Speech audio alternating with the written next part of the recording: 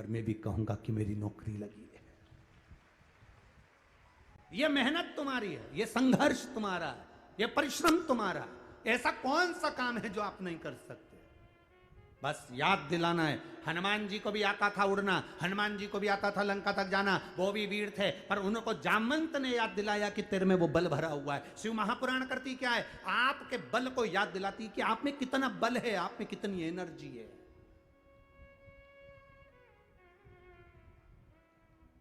शंकर भगवान विष नहीं पी रहे थे, देवताओं ने विष दे दिया शिव जी के पास में, शंकर भगवान नहीं पी रहे थे। शिव जी जब विष नहीं पी रहे थे तो पार्वती जी पास में खड़ी थी, उन्होंने कहा सारे देवताओं को अमृत मिला है, आपके पास में विष आया है। शंकर भगवान बोले बताओ गजब के लोग हैं, सबकी सबने अमृत ले लिया और मुझे विष दे दिया। पार्वती जी कहती है यही तो भगवान भोलेनाथ जी से पार्वती जी बोली यही तो करुणा है, यही तो कृपा है। दुनिया से हटकर कुछ मिला है ना आपको, यही तो कृपा है। शंकर भगवान बोले अगर मैं विष पीऊंगा तो फिर हलाहल विषय, भयंकर विषय, तुम जानती नहीं हो पार्वती। पार्वती जी कहती है अरे ये विष कुछ भी नहीं है, कुछ भी नहीं। गले का विष जितना व्यक्ति को नहीं मारता, पार्वती जी कहती है उतना कानों का विष पूरे परिवार को मार देता है। गले का विष एक व्यक्ति को मारेगा और कान का विष पूरे परिवार को मार देता है। एक पूरा परिवार कान के विष से मर जाता है। भगवान राम की कथा उठाकर देखिए, जरा सा मंथरा ने कान में विष घोला था केकई के और पूरा परिवार अस्त व्यस्त हो गया था। कान का विष पूरे परिवार को मार देता है। ये विष जो कान का होता है ना, ये बड़ी धीरे से आता है। लोग बड़ी मिठासता से कान का विष देते हैं। तुम्हारी काकी जी ने ऐसा कह दिया, तुम्हारी चाची जी ने ऐसा कर दिया, तुम्हारे भैया ने ऐसा कर दिया, तुम्हारे ससुर तो ऐसे हैं, तुम्हारी सास तो वैसी है। ये कान का जो विष होता है अच्छे अच्छे परिवार को बर्बाद कर देता है। गले का विष, मुख का विष, जिह्वा का विष एक को मारेगा, पर कान का विष सबको मार देता है जितने घर में है। और यही तो हो रहा है। आज हो क्या रहा है घर में? पति को पत्नी के बारे में अपशब्द कोई कह दे, पत्नी को पति के लिए दिया, तुम्हारा पति ऐसा, तुम्हारी पत्नी ऐसी, तुम्हारा परिवार ऐसा, तुम्हारे रिश्तेदार ऐसे, तुम्हारी माता ऐसी, तुम्हारे पिता ऐसे। ये विष जो भरा जाता है ये बर्बाद कर देता है पूरा परिवार, ये पूरे परिवार को बर्बाद। ये विष, कान का जो विषय है सबसे भयंकर विष।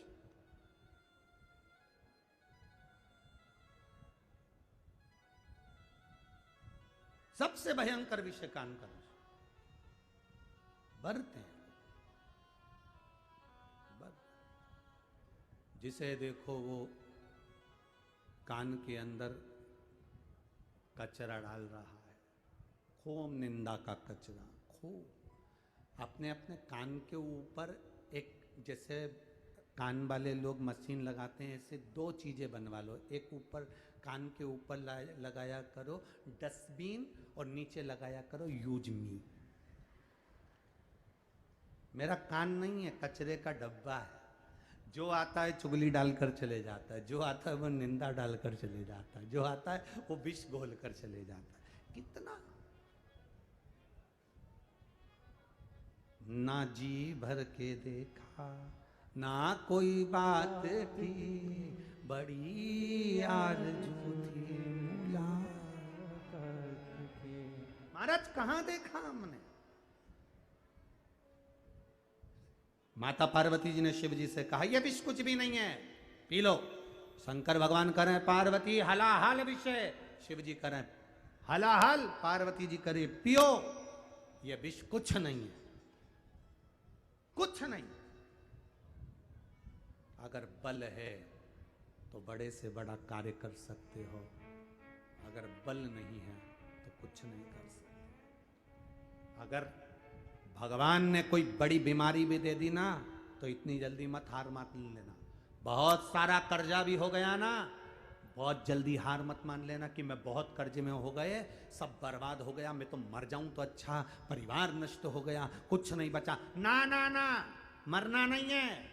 अगर कितना भी दुख आ जाए, कितना भी रोग आ जाए, कितनी भी तकलीफ आ जाए, कितना भी कर्जा हो जाए, कितनी भी तकलीफ में पड़ जाओ, मरने का प्लान बिल्कुल मत बनाओ, क्योंकि मर भी गए तो वापिस जन्म लेकर फिर भोगना पड़ेगा।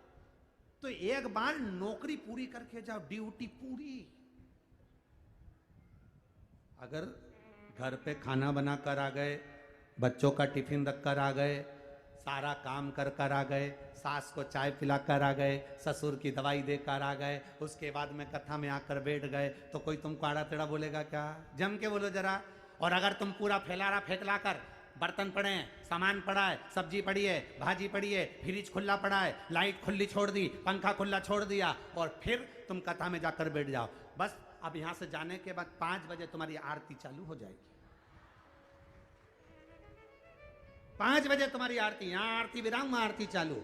बताओ, इसका बाप रख कर गया था, इसके पिताजी रख कर गए थे, ऐसा छोड़कर चली गई, इतना फ्रिज खोल कर चली गई, लाइट खोल कर चली गई, सियोर वाला महाराज के इसको खाने को दे रहा है।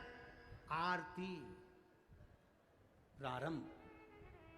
और अगर आप पूरा काम कर कर आए, फ्रिज बंद, लाइट बंद, बर्तन सब मांझ कर, साफ करके, सबका भोजन बना के, टिफिन लगा के, पोंछ कर, बेड़िया, सास को चाय पिलाकर, ससुर के लिए दवाई देकर, और कह कर आ रहे, मम्मी मैं जा रही कथा में, सास भी कुछ नहीं बोली, बेटा सब कर दिया, हाँ सब कर दिया। जब पूरा काम फिनिश कर कर जाओगे तो सास भी कुछ नहीं कहेगी। उसी तरह मृत्यु लोक में आए हो, अपना बचपन, अपनी जवानी, अपनी अधेड़ी, अपना बुढ़ापा सब अच्छे से निकालो, और जब पूरा काम फिनिश कर कर जाओगे तो वो ससुर भी तुमसे कुछ नहीं कहेगा, वो भगवान भी तुमसे कुछ नहीं कहेगा।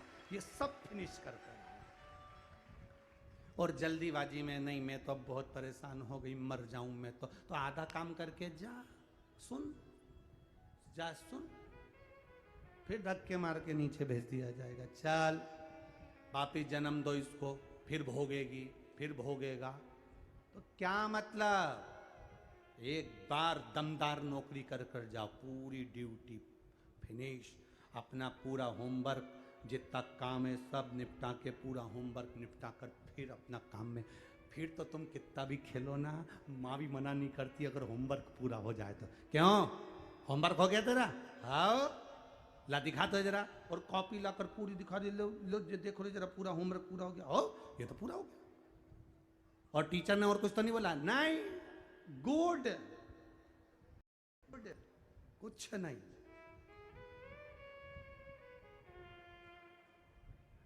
और नहीं तो कहीं कहीं का जो मक्कार बच्चा होता है वो बड़ा बड़ा बहाना बनाता है। एक टीचर ने अपने बच्चों से कहा, सुनो कल तुम जो है चूहा, बिल्ली, कुत्ता और गाय, इनका फोटो बना कर लाना, चित्र अपनी अपनी कॉपी पे हो।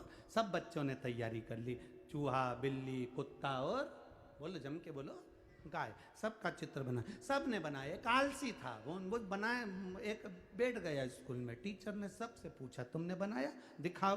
सबके साइन करते करते टीचर इस आलसी बच्चे के पास आ गए, तुमने चित्र बनाया? हाँ। देखिए, बच्चे ने जो कॉपी खोली तो वो कोरी थी, उसमें कुछ भी नहीं था। टीचर ने पूछा इसमें तो कुछ भी नहीं है, तुमने क्या बनाया? बच्चा बोला मैंने चूहे का चित्र बनाया। कहाँ है? चूहे के बाद जब मैंने बिल्ली बनाई थी तो बिल्ली चूहे को खा गई। बिल्ली कहाँ है? मैंने बिल्ली के बाद जब कुत्ता बनाया था तो कुत्ता बिल्ली को खा गया। कुत्ता कहाँ है? कुत्ता के बाद मैंने जब गाय बनाई थी तो गाय का सींग देखकर कुत्ता भाग गया। गाय कहाँ है? गाय बनाई थी, हमारा पड़ोसी लालू राम है ना, घास लेके जा रहा था, गाय उसके पीछे चली गई। ना चूहा है, ना बिल्ली है, ना कुत्ता है, ना गाय है, कॉपी खाली है। जो बहाने बनाने वाला होता है वो हमेशा बहाने बनाता रहता है। भगवान ने तो मेरे भाग्य में ऐसा ही लिखा है, भगवान ने तो सारा दुख मुझे ही दे दिया, भगवान ने तो सारी तकलीफ मुझे दे दी। भगवान कई काय की तकलीफ दी? अच्छा शरीर दिया, 2 हाथ दिए, पाँव दिया, आँख दी, मुंडा दिया, खाने के लिए, सुनने के लिए कान दिया, इतना जोरदार शरीर दिया। मेहनत करना, कर्जा हो गया कोई बात नहीं, दुख आ गया कोई बात नहीं, रोग आ गया कोई बात नहीं, बीमारी आ गई कोई बात नहीं, तू मेहनत तो कर, शरीर तो अच्छा दिया है ना, कर मेहनत। और फिर जो लगा मेहनत करने में, तो फिर एक फैक्ट्री का नहीं 10 फैक्ट्री का मालिक बनकर बैठ जाता। मेहनत तो करो।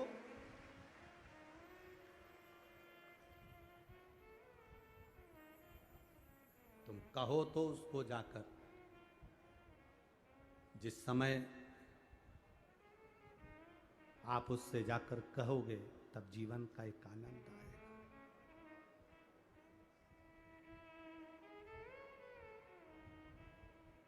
कोई जाए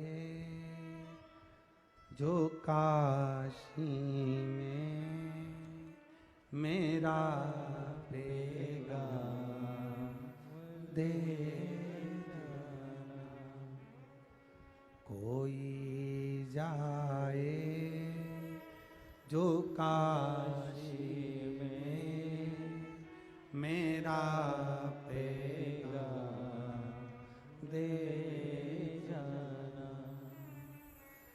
मैं खुद तो आ नहीं सकता, मेरा प्रणाम कहे जाना। मैं खुद तो आ नहीं सकता, मेरा प्रणाम ले जाना। ये कहना डमरू वाले से तुम्हारी याद सताती है। ये कहना डमरू वाले से तुम्हारी याद सताती है।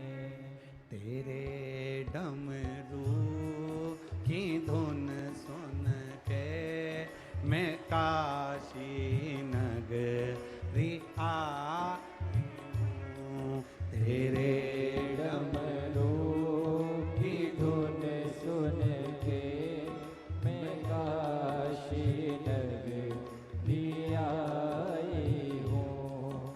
मैं काशी नगरी आई हूँ। मैं काशी नगरी आई हूँ। मैं काशी नगरी आई हूँ। मैं काशी नगरी आई हूँ। मैं काशी नगरी आई हूँ। मैं काशी नगरी आई हूँ। मैं काशी नगरी आई हूँ। मैं काशी नगरी आई हूँ। तेरे डमरू